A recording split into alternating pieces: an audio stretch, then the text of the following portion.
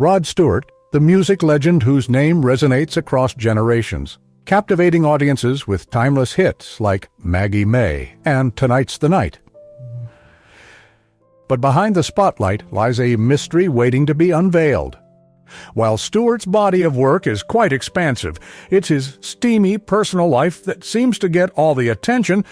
Today, Rod finally revealed what we all denied. At the height of his fame, it was him, a yellow Lamborghini, and a countless parade of models, centerfolds, and actresses. With suggestive songs, Rod Stewart pushed the boundaries of British taste. It was, however, behind the scenes where the real shenanigans took place. The racy stories are legendary, and the facts, well, let's let them speak for themselves. Rod Stewart's journey began in the heart of London in 1945. He wasn't just born into any old family. He was welcomed into a bustling household as the fifth child of his parents. And let me tell you, he wasn't just any sibling. Oh no, young Rod was the apple of his family's eye, basking in the glow of their affection. While most kids were fighting over toys and scraps, Rod's mom had a special treat reserved just for him, rabbit heart stew. Yep, you heard that right. Before Rod's arrival, his siblings shared the heart, but once he popped into the picture, it was all for him.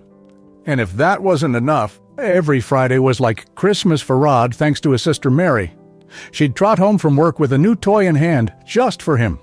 It's safe to say Rod Stewart was living the good life. It wasn't just toys that captured young Rod's heart. Nope, he had a thing for soccer too. With brothers and a dad who lived and breathed the game, it's no wonder Rod caught the bug. He even got to witness a historic match at Wembley in '59 where England took on Scotland, and soccer star Billy Wright made history. Rod's soccer dreams didn't stop there. He tried out with the Brentford club, hoping to make it big on the field. Sadly, the call back never came, but he took it on the chin. Despite his dad's hopes of seeing him on the pitch, Rod's destiny was written in the stars, or rather, in the notes of his guitar. When Rod wasn't kicking a soccer ball around, he was grooving to the sweet sounds of music. His childhood bedroom echoed with the tunes of legendary musician Al Jolson, whose records were like gold to young Rod. He'd spin those vinyls for hours, soaking in every note and lyric, dreaming of one day belting out those tunes himself. But Rod didn't just listen. He wanted to be the music. So, armed with £30 borrowed from his brother and £10 from his own pocket, he snagged an acoustic guitar and a harmonica. Inspired by the likes of Bob Dylan, another of his idols, Rod crafted his own little musical haven, strumming away and dreaming of the spotlight. Now here's where things took a turn. School wasn't exactly Rod's jam. He found more joy in the melody of a song than in textbooks and exams. So, when academia didn't quite click, Rod decided to march to the beat of his own drum. And let's just say his teachers weren't too thrilled with his rebellious spirit. Cue a few whacks with the cane and a hasty exit from the classroom. At just 15, Rod bid farewell to school life with no qualifications to his name and a still tender backside. At just 16, Rod Stewart jumped headfirst into the music scene, joining forces with a band called the Raiders. With dreams of hitting the big time, they snagged an audition with record producer Joe Meek. But what should have been a shot at stardom turned into every musician's nightmare. As Rod belted out his tune, Meek's reaction was anything but applause-worthy. Instead, he bolted into the studio, hands clamped over his ears, letting out a scream that could shatter glass. And get this, no matter how much Rod tried to salvage the situation, Meek wouldn't quit the scream scene. Now, most folks would have crawled under a rock after a disaster like that, but not Rod. He dusted off the embarrassment and switched gears, diving into the world of activism. Joining the protest scene, he raised his voice against global issues like nuclear aggression, rubbing shoulders with fellow activists in a funky communal home. Rod wasn't just in it for the cause. Nope, he had another agenda, mingling with the ladies. Turns out, even his political stance had a bit of a twist.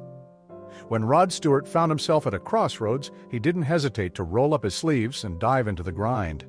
His dad landed him a gig as a screen printer for a wallpaper company, and Rod took it on without a fuss. It paid the bills and then some, allowing him to lend a helping hand to his folks. But alas, his color blindness threw a wrench in the works, and he had to bid farewell to the printing press. From there, Rod hopped from one odd job to the next: picture frames, electrician gigs, and even a stint at Highgate Cemetery on Saturdays.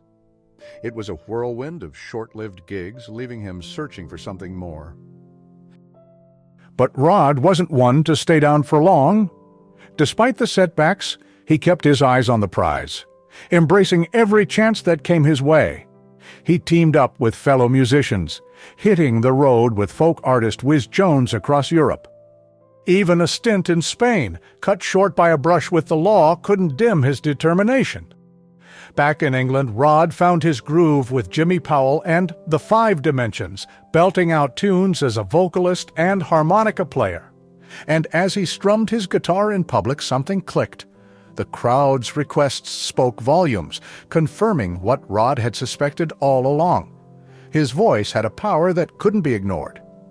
Back in 1964, Rod Stewart's big break came knocking when he caught the eye of Long John Baldry. Just 19 at the time, Stewart was strumming his guitar outside a railway station when Baldry spotted him and thought, "Hey, this kid's got something."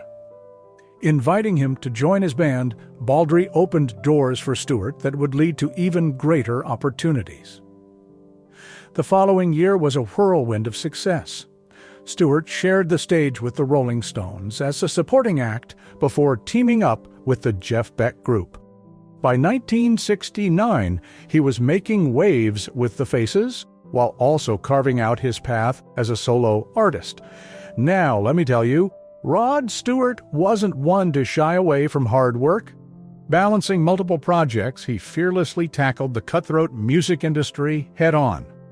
His dedication paid off, earning him recognition in the U.S. and producing chart toppers like "Tonight's the Night" and "Die Ya Think I'm Sexy." What set Rod apart wasn't just his talent, it was his willingness to be different. Embracing an eclectic mix of styles and collaborating with a diverse array of musicians, he carved out a niche all his own. From his debut solo album to smash hits like Maggie May, Rod Stewart's music left an indelible mark on the UK scene, reshaping it in his image. Now, despite his celebrity status, Rod remained grounded, never losing touch with his audience. Whether cruising in luxury cars or hobnobbing with supermodels, he retained his relatable charm, endearing himself to fans far and wide. Rod Stewart's journey has been anything but smooth sailing. In 2017, the music legend received devastating news: a diagnosis of prostate cancer. For 2 grueling years, he fought his battle in silence, finally revealing his struggle only after being given the all-clear in 2019. At a fundraiser, he shared his story, emphasizing the importance of early detection and a positive mindset in overcoming such challenges. But cancer wasn't the only bump in the road. Rod's son, Sean, has faced his fair share of legal troubles, from airport shenanigans to bar altercations. Despite the setbacks, Sean insists he shares a strong bond with his dad, cherishing their regular hangouts and soccer sessions. Rod Stewart's romantic journey is as complex as his iconic tunes. With 3 marriages under his belt and a string of relationships, he's learned a thing or two about love along the way. In a candid interview with Rolling Stone, he shared his insights, advising couples to avoid bedtime bickering and save disagreements for a more opportune moment. Rod's love life is a patchwork of relationships, resulting in 8 children from 5 different women. Despite the unconventional family tree, Rod cherishes each bond and credits his varied experiences with making him a better partner. He emphasizes the importance of communication and compromise, letting his wife take the lead while still nurturing romance in their daily lives. Speaking fondly of his 3rd wife, Penny Lancaster, whom he wed in 2007, Rod paints a picture of domestic bliss. Their nightly candlelit dinners are a testament to their enduring love and commitment to keeping the spark alive. If you liked this video, make sure to watch this other one.